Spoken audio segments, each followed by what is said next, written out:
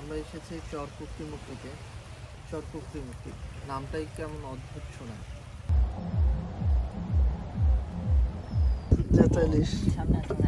Rafiz high বলো, high বলো। আমি চরকুক্তিমুক্তি যাচ্ছি, আমি এবং আমার ফ্রেন্ড রাফিজ।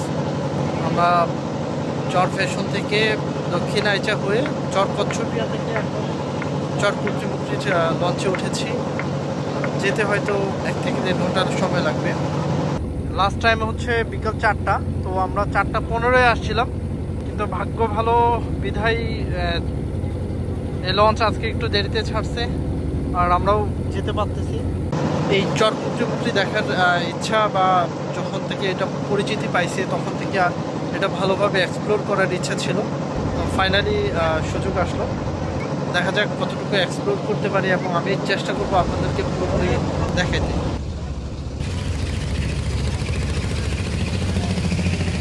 এখানে কিন্তু সুন্দরবনের একটা ভাইব পাবেন। শীতকালে জেগে ওঠা চরে বিপুল সংখ্যক অতিথি পাখির আগমন ঘটে। কুক্তিমুক্তিতে ঢোকার সময় দেখতে পাবেন অসংখ্য অতিথি পাখি। এখানে প্রচুর চিত্রা হরিণ, বানর, শিয়াল, উদবিড়াল, বন্যমহিষ, গরু সহ অনেক প্রজাতির প্রাণী দেখতে পাওয়া যায়।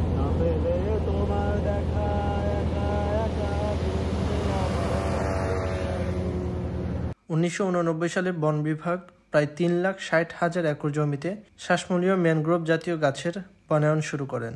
এই বনভূমিতে সুন্দরী, গেওয়া, পশুর, কেওড়া, নারিকেল, বাঁশ ও বেত গাছ রয়েছে। এছাড়া বক, শঙ্খচিল, কাঠময়ূর, কোয়েল সহ নানান প্রজাতির পাখিও রয়েছে এখানে। এরকম জায়গা জায়গা থেকে হাড়ি, হয়তো পাখি শিকার করার জন্য ওরা হাড়ি বাঁধে রাখে। এমন টিয়া পাখি শিকার করার জন্য পাখি।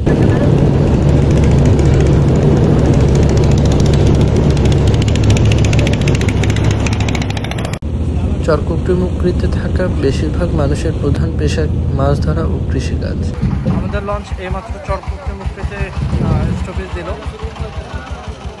এখানে তেমন কোনো ঘাট নাই, এইভাবেই পারাপার করতে হয়। আমি এবং রাফিজ আমরা এখানে এখন চরকুক্তিমুক্তিতে নামলাম।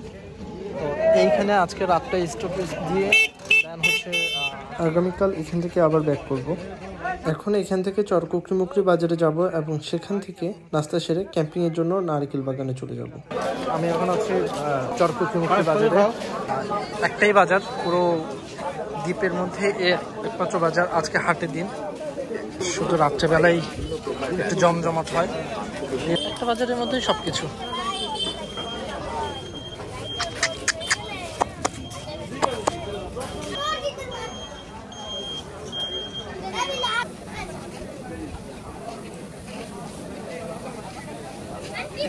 এখানে বেশিরভাগ জিনিস হয় পটুয়াখালী থেকে আসে, পটুয়াখালী কালাইয়া থেকে, কিংবা চর ফ্যাশন, দক্ষিণ আইচা, এসব জায়গা থেকে মূলত কাঁচা বাজার সব কিছু আসে।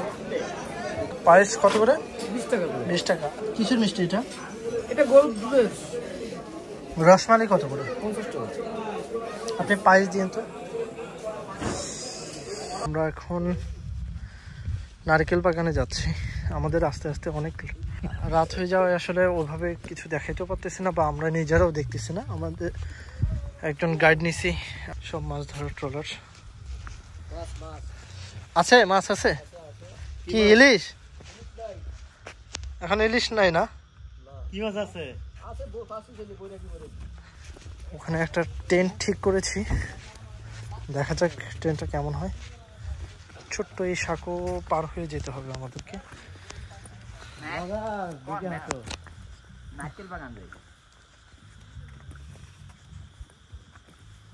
আমরা এখন নারিকেল বাগানের খুব কাছাকাছি।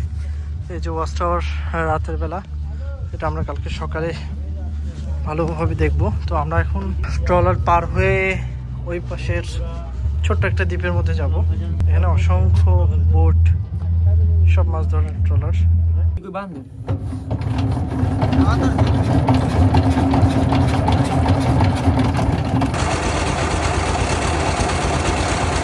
এখন রাত 9টা বাজে।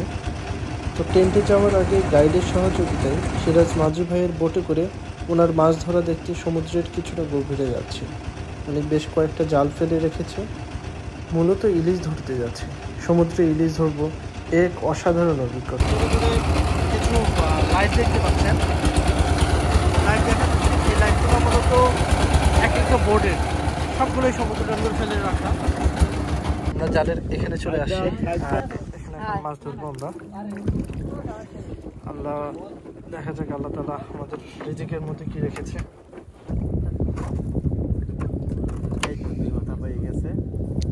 কেমনে দুই মাথা? এই যে একটা মাথা, এই যে একটা মাথা, দুইটা তুললো। এইসব মানুষরা আছে বিধায় আসলে আমরা মাছ খেতে পারি কত আরাম করে, অথচ এই মাছের পিছনে তাদের পরিশ্রম। রকেটের ভাগ্য পকেটে। মাছ কি চলে গেল? এই যে একটা আছে। এটা কি মাছ? ইলিশ। এটা দেখেন ভাই, এদিকে এদিকে দেখো। এই তো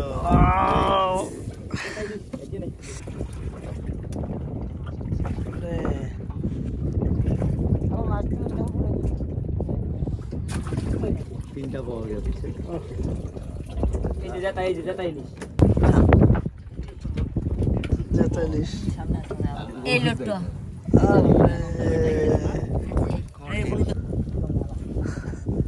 আলুর মতো আরেকটু বেশি। যাক, এটা সাইজটা ভালো আছে। হ্যাঁ, সব থেকে বড় মাশাআল্লাহ। সাইজ এটা। জাল ছিঁড়ে ফেলান? এই দুই এক পাশ এটা না আসলে বের হয় না, হাফ কেজি হবে। না না 400 গ্রাম 400-450 হবে। আরে বাবা, না হবে বাবা কাছে তাই আপকে যাও। আচ্ছা বেঁচে যাও আমরা সাড়ে দাম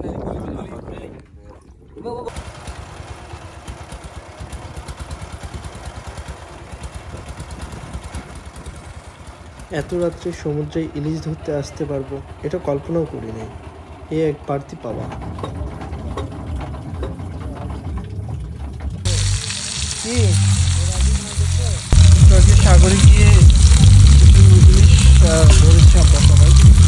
এখান থেকে এই একদম জ্যান্ত এই ইলিশটা কিনলাম। এখন আপাতত এটা ফ্রাই করে খাবো রাত্রে। এছাড়া আমরা কাঁকড়া এবং আরও ইলিশ, সেগুলো অলরেডি রান্না করা হয়েছে, কিন্তু এই জ্যান্ত ইলিশ খাবার লোক সামলাতে পারলাম না।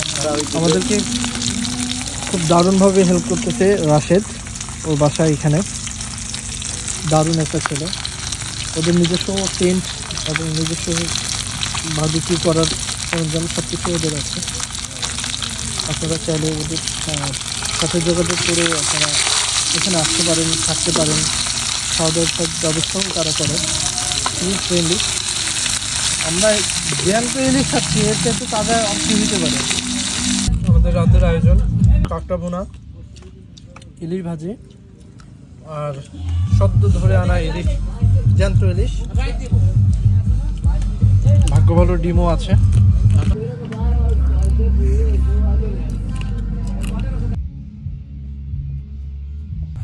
এখন রাত 11টা বাজে। এখানে অনেকেই ক্যাম্প ফায়ার করেছে। আমার লাইফে বেস্ট এক্সপিরিয়েন্স এই চরকুকরিমুকরিতে এসে হচ্ছে। এখানে একদিন দুদিন না থাকলে আসলে এটার সৌন্দর্য, এটার মুগ্ধতা কখনো অনুভব করতে পারবে না পুরোপুরি। আল্লাহ আসলে কি বানায় রাখছে আমার শুধু মানুষের জন্য। সমুদ্রে পাড়ে যাবা সামনে?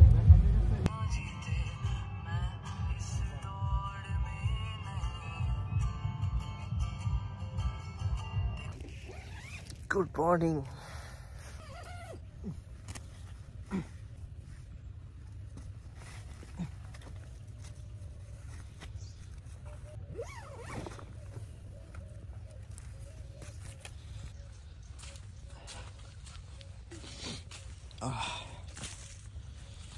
সকাল 6:30 বাজে।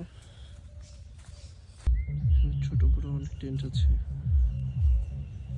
আপনাদের পছন্দ অনুযায়ী মূলত এখানে থাকতে পারবেন। আমাদের ঘুম ভেঙেছে সমুদ্রের ঢেউ শুনে। আজকে শুক্রবার, আমরা এসেছি চরকুকরিমুকরিতে। চরকুকরিমুকরি নামটাই কেমন অদ্ভুত শোনায়। নামের মধ্যে একটা সৌন্দর্য, একটা স্নিগ্ধতা রয়েছে। চর কুকরিমুকরি বঙ্গোপসাগরের কোল ঘেঁষে গড়ে ওঠে একটা ছোট্ট দ্বীপ। সাগরের কোল ঘেঁষে জন্ম নেওয়া এই দ্বীপকে অনেকে স্বপ্নের রানী, স্বপ্নের দ্বীপ, রানীর দ্বীপ হিসেবে আখ্যায়িত করে। চর কুকরিমুকরির সঠিক ইতিহাস ঐতিহাসিকভাবে জানা যায় না। ধারণা করা হয় জার্মান যুবরাজ প্রিন্স ব্রাউন মূলত এই দ্বীপে আসছিল প্রথম দিকে। তিনি এখানে বিড়াল ও কুকুরের ছোট ছোট দেখতে পায়। একসময় এই চরে শুধু কুকুর আর ইঁদুর দেখা যেত।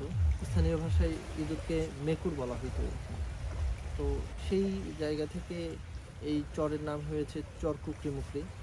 পর্তুগিজ ওলন্দাজরা লুটতরাজ করে বা দস্যুবৃত্তি করে মূলত এই চরে আশ্রয় নিত। তারপর থেকে বন বিভাগ এখানে মূলত কয়েক লাখ হেক্টর জায়গায় বিভিন্ন গাছ এসব রোপণ করে এবং বন্যপ্রাণী অভয়াশ্রম হিসেবে এটা ঘোষণা করেছে এবং অনেক বন্যপ্রাণী এখানে এনে ছেড়ে দিয়েছে। তো অন্যান্য জায়গা থেকে তুলনায় এই জায়গায় বন্যপ্রাণীর দেখাগুলো খুব ভালোভাবে পাওয়া যায়। এখানে আছে আপনার হরিণ চিড়ে, পায়ের ছাপগুলো একদম নতুন। ক্যামেরাটা কাছে আনো, এদিক দিয়ে এইটা, এই যে এইটা একটা, এইটা একটা, এইটা একটা, একদম রিসেন্টলি পায়ের ছাপ। এবং এটা হচ্ছে তাদের চলাচল, রেগুলার চলাচলের রাস্তা। সবসময় এই রাস্তাটা দেখলেই মনে হইতেছে মানুষের পায়ের ছাপ নয়, শুধুমাত্র হরিণের পায়ের ছাপগুলাই। এদিক দিয়ে জঙ্গলে প্রচুর হরিণ আছে বোঝা যাচ্ছে, নিঃসন্দেহে এখানে প্রচুর পায়ের ছাপ পাইছি। এখানে এত রকমের পাখি দেখা যায়, এত ধরনের, এত বৈচিত্র্যময় পাখিগুলা। এখন আমরা লোকালয় থেকে অনেক ভিতরের দিকে একটা বনের ভিতরে আসছি। তো এখান থেকে বের হয়ে আমরা নাস্তা করে দেন আর এই পুরো চর কুকরিমুকরি ঘুরে দেখার ইচ্ছা আছে। হরিণ খুঁজতে খুঁজতে মূলত দুইটা বন্য গরু দেখতে পেলাম।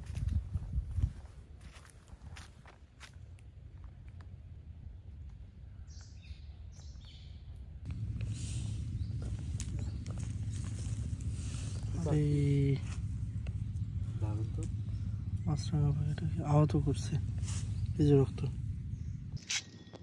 আমাদের চোখের সামনে আসলে আরেকটা পাখি এটা খেয়ে আহত করে এখন একদম রক্তাক্ত করে ফেলছে। এটা বেশ অনেকটা ক্ষত হয়েছে, যার কারণে পাখিটা নড়তে পারতেছে না বা উঠতেও পারতেছে না। আমরা নিয়ে এসে পাখিটাকে এখানে আপাতত রাখবো।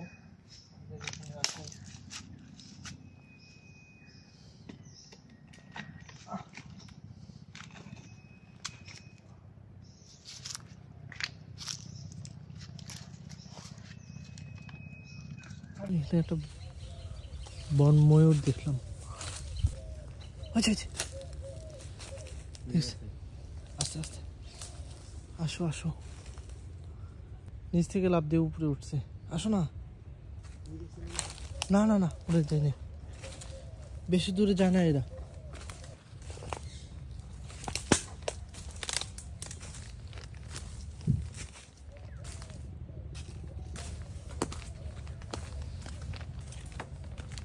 খাঁচার ভেতর আছি, পাখি কেমনে আসে যায়, তারে ধরতে পারলে মনো বেরি, ধরতে পারলে মনো বেরি, দিতাম পাখির পায় কেমনে আসে যায়, খাঁচার ভিতর আছে, পাখি কেমনে আসে যায়।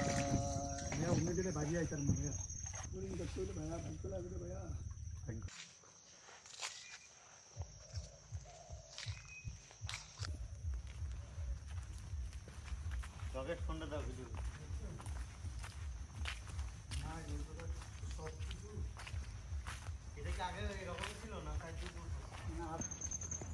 এখন চর কুকরিমুকরি বাজারে যাব। বাজার থেকে এখানে বাগান বাজার নামে একটা রোড আছে, আর ওই রোডটা মোটামুটি দেখার মতো একটা সুন্দর প্লেস, ওইখানে যাব এবং লোকালগুলো একটু ঘুরে দেখব। দেন হচ্ছে আমাদের দুপুর 2টায় একটা লঞ্চ আছে, আমরা দুপুর 2টার লঞ্চে করে ব্যাক করব। এখানে একটা ঘাট বানাচ্ছে, মূলত হচ্ছে অনেকে জানেন হরিণঘাটা বা ফাতরার বন, বিভিন্ন জায়গায় এরকম ওই বনের ভিতর দিয়ে চলার জন্য এই উপকূলীয় অঞ্চলটাকে রক্ষা করে মূলত এই সুইচ গেটটাই। ইলেকট্রিক্যালভাবে প্রেশারের মাধ্যমে এটা ঘাটটা অফ করে দেয়। আমার পেছনে যেটি দেখতে পাচ্ছেন এটি চরকুকচুমুকরি লাইট হাউস। সমুদ্রে নাবিকদের পথ দেখাতে ঠায় দাঁড়িয়ে থাকে এই লাইট হাউসগুলো। বর্তমানে এই চরকুকচুমুকরির লাইট হাউসটি বেশ আধুনিকায়ন করেছে।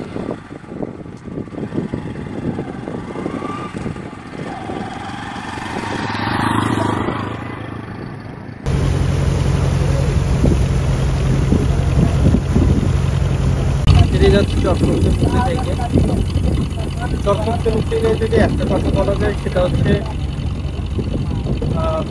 বেশ শান্ত উজ্জ্বল একটা দিন।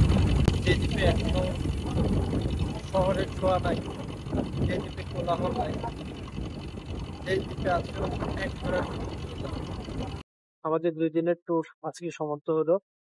গধূলি লগ্নে এই আকাশ, এই নদী, কুয়াশা, মাছ ধরার জেলে, নৌকা, ট্রলার সবকিছু মিলে এত অসাধারণ একটা পরিবেশ। রকেট ডিজিং করে বালু ফেলায় চরকুকি মুখে বানাই দিছে।